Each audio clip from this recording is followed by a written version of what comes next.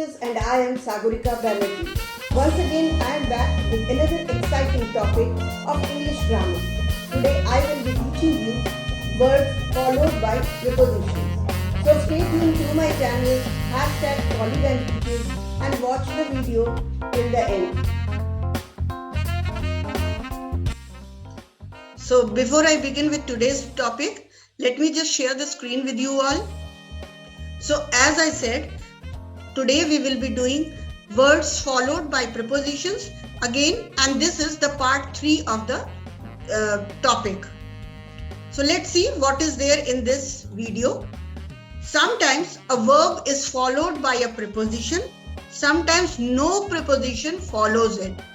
So there are many sentences where you find that prepositions are used, but still there are other sentences where we do not use prepositions. The meaning, however, is not always the same in both the cases. So let's see. I call that mean. I called on him at his office. So in the second sentence, you find that called is followed by a preposition on. Similarly, in the next sentence, I don't catch your meaning. There is no preposition at all. A drowning man catches at a straw. So catches is followed by the preposition at. This closed the proceedings. There is no preposition in this. After a little higgling, he closed with my offer. So closed is followed by the preposition with. He commenced life as a shop assistant. No preposition here. The proceedings commenced with a song. So here we put the preposition with. Have you counted the cost? No preposition. I count upon your advice and cooperation. So count is followed by a preposition with, upon. So next is he deals fairly with his customers. No preposition at all. He deals in cotton and cloth. So deals is followed by the preposition in. The compounder dispenses medicine. No preposition. His master dispensed with his services. Dispensed is followed by the preposition with. He gained his object by persuasion. He gained upon his rich uncle by his suave manners. He grasped the meaning of the passage in no time. Like a shrewd man of business, he grasped at the opportunity. So grasped is followed by the preposition at. I met him on my way to the station. His appeals for funds met with a poor response. So met is followed by the preposition with. He always prepares his speech. Our soldiers prepared themselves for the offensive. The police searched the house of the suspect.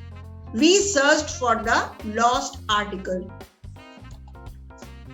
Now next is, do not use the infinitive with certain words which require a preposition followed by a gerund or by a verbal noun.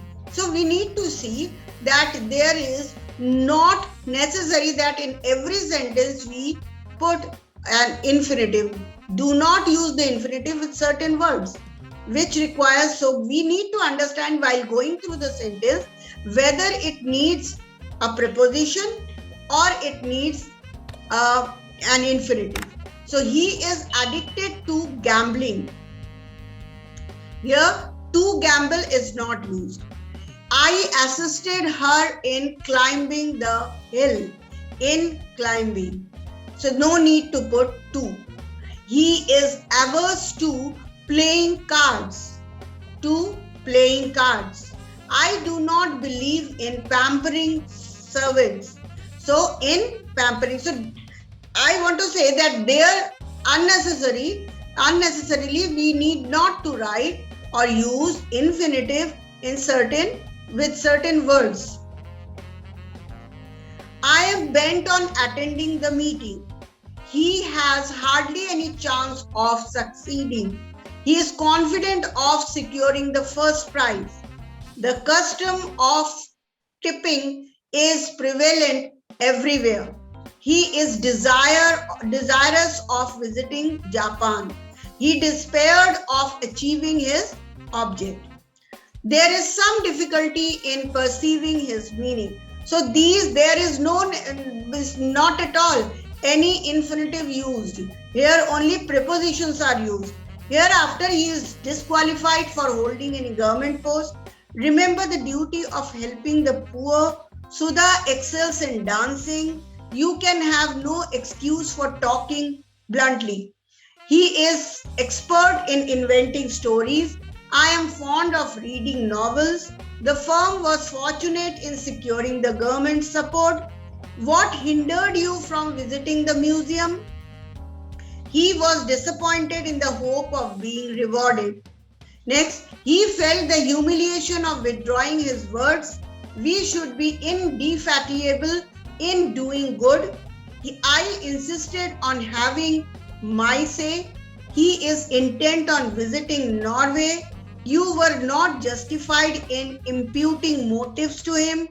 He has a knack of doing it. So you can see in all these sentences, the prepositions are used instead of infinitives.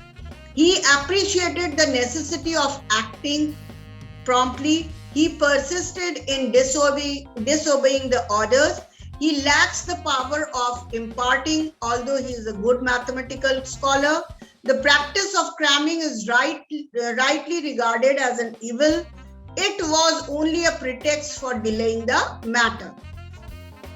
What is there to prevent him from leaving Chennai? I had the privilege of knowing him intimately. They were prohibited from entering the village. I refrained from hurting his feelings, and you were right in suspecting him. There is little satisfaction in sitting idle. He has no scruple in begging. He succeeded in convincing his critics. He thought of eluding his pursuers. I am tired of writing letters to him. Now we need to understand sometimes both constructions are allowable. Like we can use both the prepositions. He was afraid of telling the truth and he was afraid to tell the truth. Both are correct. He at last got the opportunity of meeting him. He at last got the opportunity to meet him. Both are correct. On the other hand, certain words always take the infinitive after them. So let us see. He advised us to desist from that attempt. So here we cannot put preposition in at desisting. That will be wrong. So here we need to put infinitive. He advised us to desist from that attempt. I decline to say anything further. I expect to meet opposition. It is hard to get access to him. In all these sentences, infinitive to is used. He hopes to win the first prize. We are all inclined to judge of others as we find them, and he intends to compile a Marathi dictionary. Prepositions are sometimes inserted where they are not required. Like, where have you been to? Here there is no point of using to. If you write where have you been, that is also exactly perfectly fine.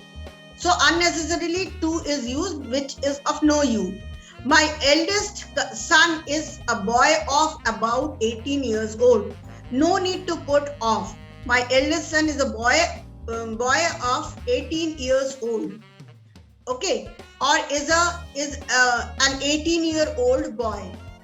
After having finished my work, I went home. After having is not required. We can write having finished my work, I went home. Note that the verbs discuss, order and stress are transitive and therefore they are not followed by prepositions. Very important point. We discuss a topic, not discuss about a topic. So when we say we discuss about a topic, that is wrong. We discuss a topic. So no need to put any preposition. Similarly, we order tea. We order for tea is wrong. So we can write we order tea. We stress a point. We stress on a point is not correct. Instead, we write we stress a point. So thank you for watching this video. That's all for today. If you like this video, please like, share and subscribe my channel, that is #PolyBandTeaches. And yes, do not forget to click on the bell icon so that you get the notifications of all my latest videos. So till I bring more videos, stay tuned to my channel #PolyBandTeaches and watch all my videos. Till I bring more videos, bye bye.